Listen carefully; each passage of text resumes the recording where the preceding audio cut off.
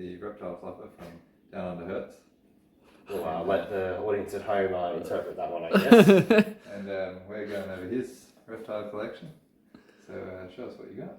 I'll come in a little bit further, Kai, so you can actually see these guys. So this is probably one of the newer dragons I've got recently this year in my bioactive setup that I've only just completely finished a few months ago as well, and they are buoyed forest dragons.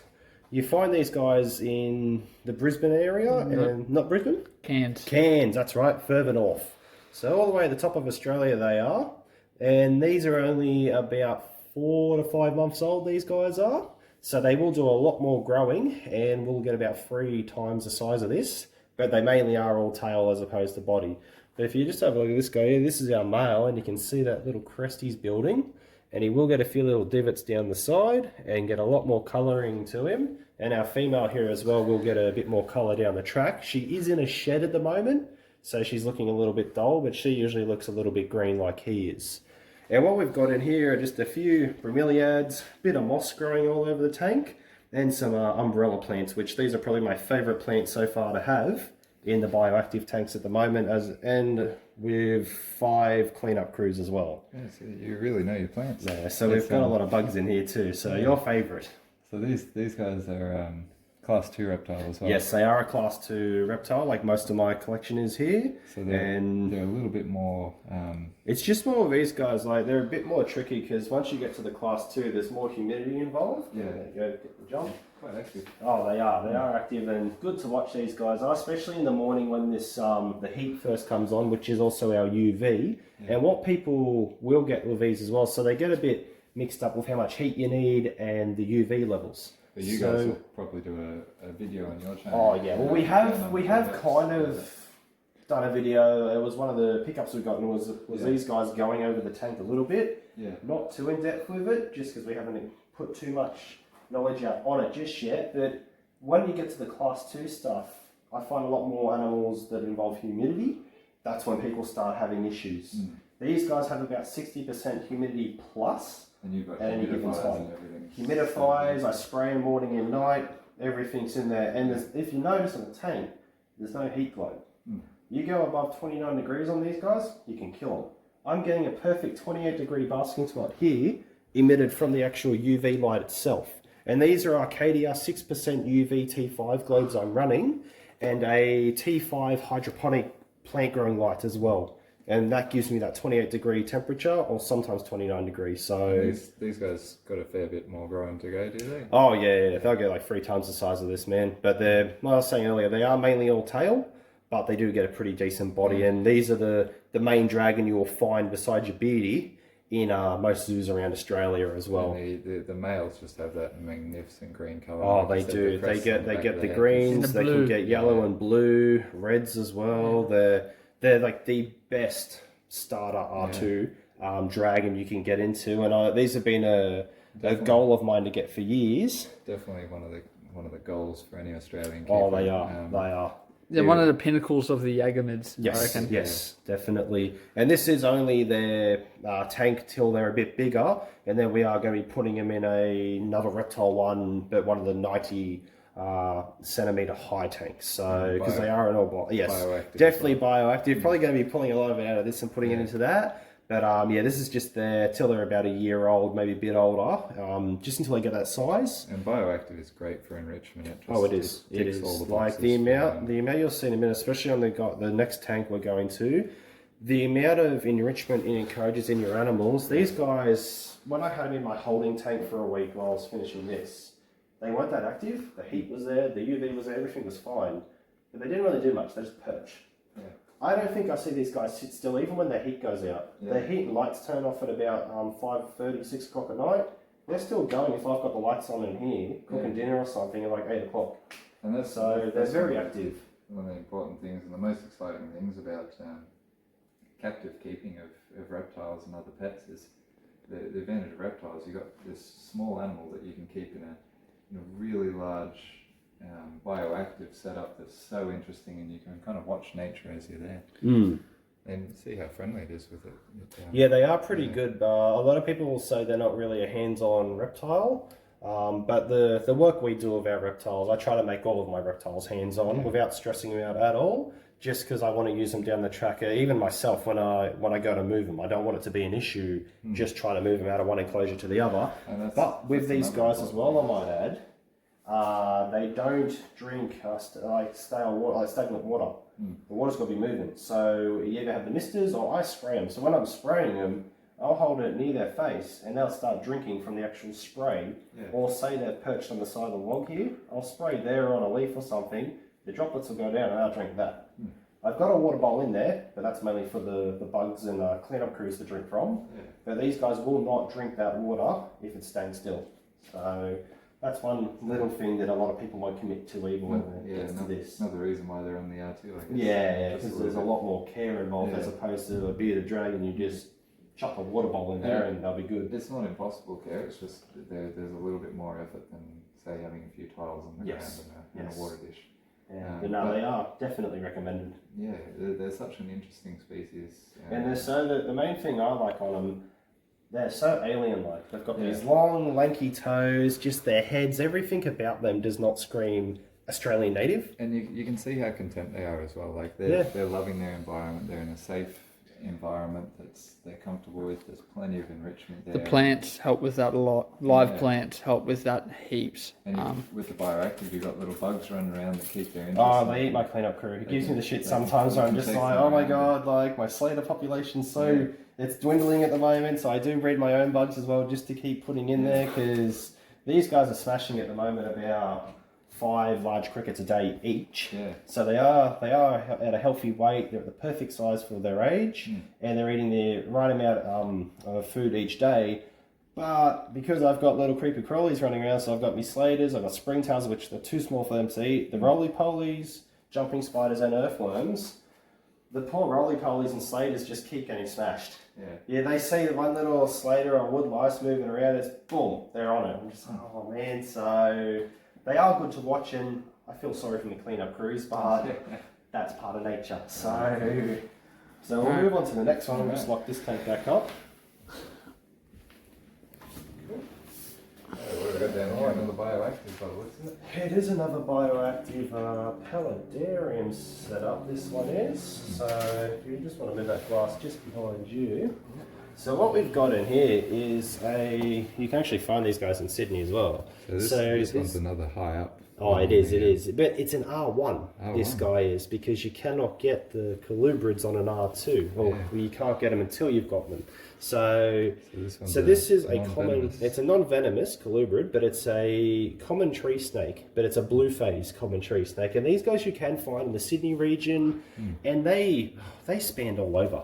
They go from all over here, all up north. You'll find them everywhere, but you will find different locales of tree snakes. Like you've got your browns, your gold phase, the blues, all sorts of tree snakes. So he's very active, this guy as well, but he's not a striker. Oh, there we go. He's going for the camera. Very alert. And he does like to climb the tank as well. I have found out a few times, so we'll just watch where he's going. But this is another tank that I kind of briefly set up recently and only just finished, because I had him in a holding tank because it was another spur of the moment buy at one of the local expos, and we did do a video a few weeks back, and he was part of the collection video of what we picked up. But I do not recommend. The link for the collection video is down below. Down below. I do not recommend these guys to a lot of people unless you've got experience with pythons and just tricky animals, because they can be a pain in the butt to get eating, especially when they are a big fish eater. And trying to go from fish to rodents, from what I've been told, I've never had to deal with myself, but from what I've been told in the past, it is a bit tricky. Yeah. Or like vice versa as well. A lot of people have trouble just moving mice to rats. And so animals can be picky just like us. Exactly. But these guys are one of the more higher, and even though they're an R1, and a lot of people think, oh, just because they're an R1, they're not going to be that hard to deal with. They're not going to be that bad. But yeah, when you've got to try to go from fish to rodents, every animal, regardless of whether it's classified as an easy animal to keep. I've had olive pythons that were pain in the butts to get eating, breadlies, they all require jags, good health and good environment, a bioactive environment like this. Oh, the bioactive is always like, amazing. if you get these sort of animals, you've got to go bioactive. Like I said, I had him in just the makeshift tank for about 4 weeks, and each day when I got home, I'm just like, oh man, I keep working on this tank. Yeah. But with this tank as well, so if we go down a little bit lower the camera, so not only do we have, it's half water and it's got half land. So we've got the bioactive cleanup crews in the water, and we've got the cleanup crews on the land. So in this tank so far, we've got little penny red shrimp, and then we've also got your guppies. So they're keeping the water all clean. We've got our filters and all that in there in plant life. But with the shrimp and the guppies, they eat any... Oh yeah, that's... He got under there earlier and knocked one of the tube out for the waterfall. So I just need to get back into that later. But they're keeping all the water clean for me, even with the filter and that. So if he gets any feces in the water or anything else gets in there, they'll eat it. So I don't have to worry about the water going funny with feces in it, because the shrimp and the little the guppies, they eat all that. And there's a few guppies just coming right here. And then we've also got the same in the back of it as well on the land part. So we've got our springtails, we've got our isopods, like both types. I haven't put earthworms into this tank just yet, or jumping spiders. The jumping spiders bred in the top tank, and they're probably in here anyway. But like I've said in previous videos, jumping spiders are an odd bioactive arachnid or bug to add to it, but it keeps your pests down, like your gnat population. Because I have had gnats get in here before. You put jumping spiders in there, they're non-poisonous towards your animals, because their fangs are that small they cannot physically pierce reptile scales, and they will kill all the gnats and all the little pests that get in the tanks that you don't see or want in your bioactive setups. And like I said, I might be the only one in Australia that actually does put jumping spiders in here, just to keep on top of the little gnat problem. And it is kind of funny watching this little jumping spider shoot through the air and grab this gnat, and then your dragons are just eyeing them off, where the snake's just kind of looking over and It's a full environment. It is. You make your own little ecosystem in here, and it is good fun to watch. It's good. They're really good fun to set up as well. And we will be down the track as well doing a build video. Like, I am piecing something together at the moment on how I've done this. Just to go into a little bit more detail, like we use about 4 or 5 different substrates in there as well to mix it all up. We've got drainage layers. This is actually expander foam, so it's not actual real rock like the rest of it is. We incorporate the rocks into the expander foam. And again, it's something that that keepers of reptiles really are passionate about. It's one of the biggest joys in the hobby, is actually setting up these naturalistic enclosures. The animals love it. They feel the enrichment, and it's a good thing to look at in your living room as well. That's like it just once it's fully set up and decked out, you're just like, look at this, like bringing the nature inside. It does, and like the enrichment as well. Like you cannot stress enrichment for your animals enough, especially when you do have these animals in your house or in setups you're bringing in. You've got to have something in there for them to do, not just have a basic tank and just sit there. So in this guy, he does get in the water, but he is, because they're a tree snake, he'll be mainly in this like mangrove like system I've built and all these vines, and occasionally you can just kind of blow on him and he'll sit there swaying, because when they're actually in the trees in the wild, they move with the leaves and with the actual shrubbery in that moving, so he'll just sit there just swaying. So we can kind of... You can always tell how healthy an animal is by the tongue flick of it. Yes. Like this guy's tongue flicking constantly, and he's very healthy. They're very alert animals, and I think I'd like to point out is their eyes. They have pretty good eyesight for snakes. Unlike most that are blind, these guys actually see with their eyes as opposed to scent. They've got a big eyeball. We can bring his eyes a bit closer. And they've got the forward-facing eyes, so they're pretty good binocular vision. Try to get a zoom in on him just there. No, not working because he's not under the light now. Maybe. That's alright, that's good. Yeah, that'll work. There, you can kind of see the retina there for him. So yeah, they do use their eyes on like pythons and that. Even the go on scent. Incredible The colours on him as well. He's just... Like I said, I wasn't getting anything at that expo, but my goodness. Tree snakes, you can't go past them. I know you can't. And they're not common. Like we were saying in the previous video at Kai's with these brown tree snake, they are not...